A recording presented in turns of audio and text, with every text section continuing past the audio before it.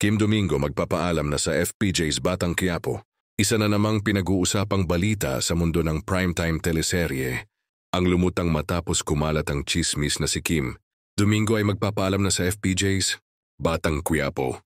Si Kim na kilalang kapuso star ay naging usap-usapan nang mapasama siya sa bigating cast ng teleserye na pinangungunahan ni Coco Martin. Maraming manunood ang natuwa sa kanyang pagpasok dahil nagbigay ito ng panibagong kilig at tensyon sa kwento. Gayunpaman, mukhang hindi na magtatagal ang kanyang paglalakbay bilang bahagi ng palabas. Bagamat walang kumpirmadong detalye kung bakit aalis si Kim, ilan sa mga hula ng netizens ay maaaring may kinalaman ito sa schedule conflict dahil kilala si Kim na may mga proyekto ring ginagawa sa GMA Network.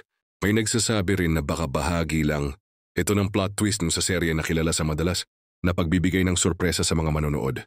Agad na nag-trending ang pangalan ni Kim Domingo sa social media. Matapos lumabas ang balitang ito, marami ang nalungkot dahil nasanay na raw silang makita siya gabi-gabi sa Batang Quiapo.